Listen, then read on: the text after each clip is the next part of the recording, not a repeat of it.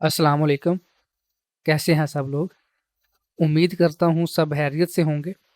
ये class Autodesk 3ds max 2024 की beginner series की क्लास नंबर 8 है। आज तक की क्लासेस में हमने 3ds मैक्स का इंटरफेस और 3ds मैक्स में नेविगेशन, ट्रांसफॉर्मेशन और स्नैपिंग के टूल्स और उसके अलावा ज्योमेट्री क्रिएशन और शेप्स क्रिएशन को सीखा है। आज की क्लास में हम ये सीखेंगे कि हम 3ds मैक्स में किसी भी ऑब्जेक्ट को कॉपी या डुप्लीकेट कैसे कर सकते हैं और इसके अलावा कॉपी के दौरान जो हमें दो मज़ीद ऑप्शंस मिलेंगे जिसमें रेफरेंस या इंस्टेंस के ऑप्शन होंगे, हम उनको सीखेंगे और ये जानेंगे कि उनका क्या मकसद है। तो बिना टाइम वेस्ट किए चलते हैं आज की क्लास की तरफ। किसी भी ऑब्जेक्ट को कॉपी करने के लिए या डुप्लीकेट करने के लिए उस ऑब्जेक्ट का सीन में होना ज़रूरी है, इसलिए हम एक एक ऑब्जेक्ट क्रिएट कर लेते हैं। ये मैंने एक बॉक्स क्रिएट कर लिया। 3ds मैक्स में हम तीन तरीके से ऑब्जेक्ट को कॉपी या डुप्लीकेट कर सकते हैं। सबसे पहला तरीका, हम हम उस ऑब्जेक्ट को सिलेक्ट करेंगे और एडिट वाले ऑप्शन में जाएंगे। मेन मेन्यू में जो एडिट का ऑप्शन है उधर जाएंगे तो उसमें हमारे पास ये ऑप्शन होगा क्लोन का। जब इस पे क्लिक करेंगे तो हमारे पास ये क्लोन ऑप्शंस का पैनल ओपन हो जाएगा जिसमें कॉपी और इंस्टेंस और रेफरेंस के ऑप्शन मिलेंगे। अभी के लिए हम ये कॉपी को चेक रहने देंगे और ओके कर देंगे तो ये ऑब्जेक्ट कॉपी हो जाएगा। लेकिन अभी क्योंकि वो ऑब्जेक्ट उसी जगह पे कॉपी हुआ है जिस जगह पे हमारा प्रीवियस या ओरिजिनल ऑब्जेक्ट है, उसी जगह पे जो उसकी क्लोन है वो भी उसी जगह पे प्लेस है, इसलिए हमें ये ऐसा शो हो रहा है जैसे ये एक ऑब्जेक्ट है। लेकिन जैसे ही हम उस ऑब्जेक्ट को थोड़ा मूव करेंगे किसी भी साइड पे तो हम देख सकते हैं कि इस ऑब्जेक्ट की कॉपी या डुप्लीकेट हो चुकी है। दूसरा तरीका है, हम इसको करते हैं डिलीट। दूसरा तरीका है, जैसे ये एडिट वाले ऑप्शन में हम जाएंगे, ये क्लोन के सामने लिखा हुआ है Ctrl+V, ये क्लोन की शॉर्टकट की है। जैसे ही हम किसी ऑब्जेक्ट को सिलेक्ट करेंगे और Ctrl+V प्रेस करेंगे कीबोर्ड से तो सेम वही ऑप्शन हमारे पास ओपन हो जाएगा जिसमें हम अगर ओके करेंगे तो जो सिलेक्टेड ऑब्जेक्ट होगा वो कॉपी या क्लोन हो जाएगा या डुप्लीकेट हो जाएगा। हम इसको मूव करके देख सकते हैं कि ये कॉपी या डुप्लीकेट हो चुका है। इसको भी हम डिलीट करते हैं। तीसरा जो अब तरीका है वो ये है कि हम जिस सब्जेक्ट को सिलेक्ट करते हैं, चाहे वो मूव की कमांड में हो या ये रोटेट की कमांड में हो या स्केल की कमांड में हो, अगर वो मूव की कमांड में है हम उसको मूव तो कर सकते हैं ऐसे इस पर क्लिक करके इस तरह। लेकिन अगर हम शिफ्ट की को प्रेस रखेंगे और फिर इसको मूव करेंगे तो ये आप देख सकते हैं कि हमारे पास वही ऑब्जेक्ट डुप्लीकेट हो रहा है। जैसे ही हम लेफ़्ट क्लिक को छोड़ेंगे तो ये हमारे पास ये बिल्कुल सेम पैनल ओपन हो जाएगा, लेकिन इसमें हमें ये बोल रहा है या ये पूछ रहा है कि नंबर ऑफ़ कॉपीज़ के जो ऑब्जेक्ट आप कॉपी कर रहे हैं उसकी कॉपीज़ या नंबर ऑफ़ कॉपीज़ कितनी चाहिए आपको। मैं 3 करूँगा और ओके करूँगा तो ये आप देख सकते हैं ये हमारा ओरिजिनल ऑब्जेक्ट है और इसकी ये 3 कॉपीज़ क्रिएट हो चुकी हैं।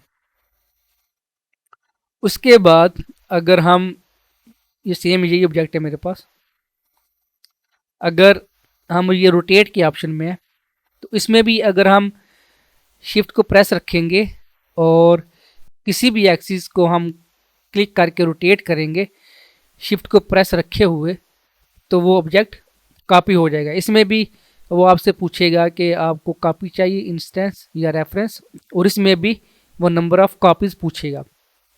हम ओके कर देंगे तो वो ऑब्जेक्ट डुप्लीकेट या कॉपी हो जाएगा। इसको भी डिलीट करते हैं।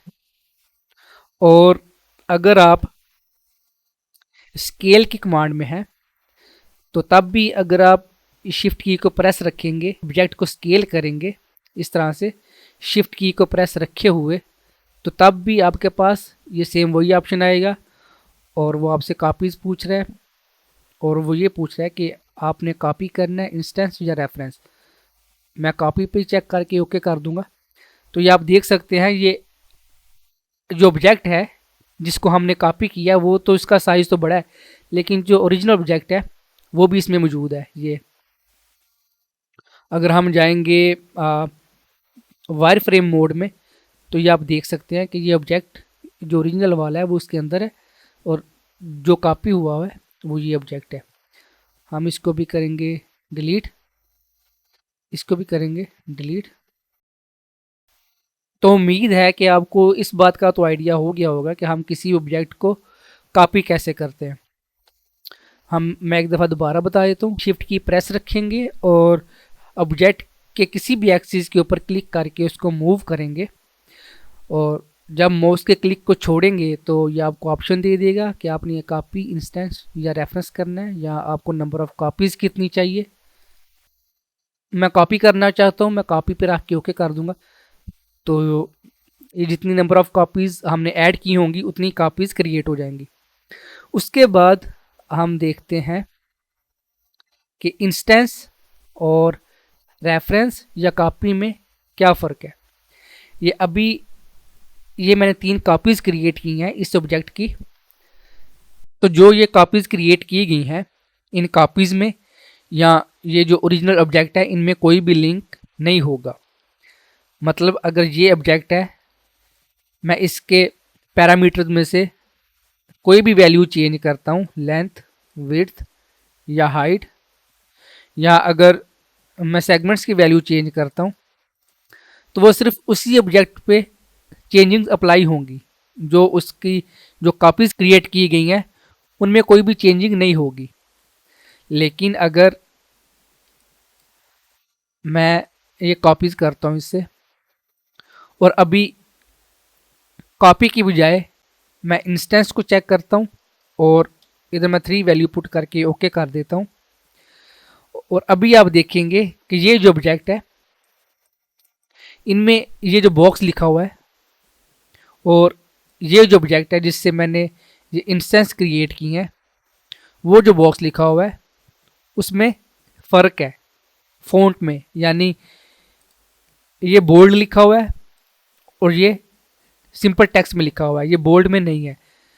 ये बोल्ड में इसलिए लिखा हुआ है, इसका ये मतलब है कि इस ऑब्जेक्ट का किसी और ऑब्जेक्ट के साथ लिंक है। यानी अगर मैं इसमें कोई वैल्यू चेंज करता हूँ, ये मैं लेंथ इंक्रीज की, ये विड्थ और ये हाइट, या अगर मैं सेगमेंट्स की वैल्यू चेंज करता हूँ, तो ये आप देख सकते हैं जो चेंजिंग मैं एक ऑब्जेक्ट में अप्लाई कर रहा हूँ वो बाकी भी तमाम ऑब्जेक्ट में वो चेंजिंग्स अप्लाई हो रही हैं। अगर मैं इसके ऊपर कोई मॉडिफायर लगा देता हूँ,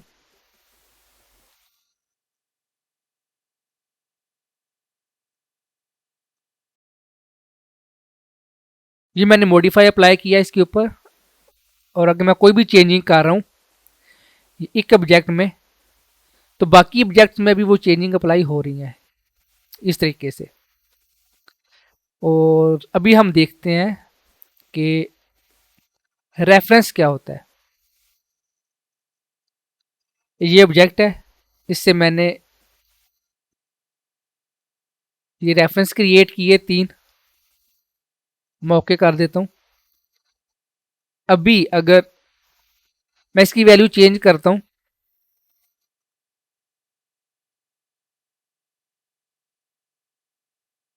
तो वो बाकी तमाम की भी वैल्यूज चेंज होंगी। अगर मैं कोई इसमें कोई मॉडिफाई अप्लाई करता हूँ,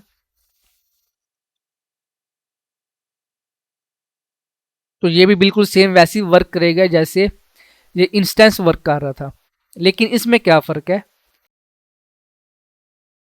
इसमें ये फ़र्क है, अगर हमारे पास ये ऑब्जेक्ट है, ये इंस्टेंस है, अगर मैं ओरिजिनल वाले के अलावा भी दूसरे पे भी कोई मॉडिफायर अप्लाई करूँगा, जैसे मैं इस पे अप्लाई कर देता हूँ बेंड,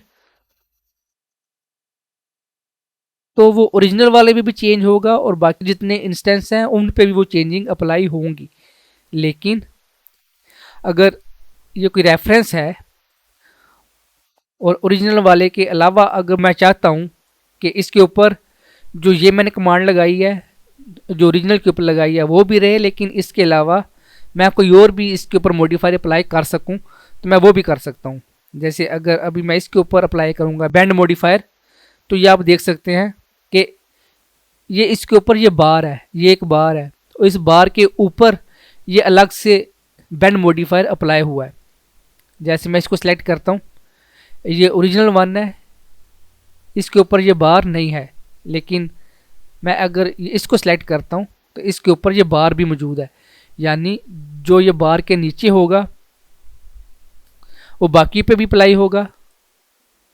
अगर मैं नीचे करता हूँ तो ये आप चेक कर सकते हैं ये बाकियों पे भी अप्लाई हो रहा है। लेकिन अगर मैं ये ऊपर करता हूँ इसको,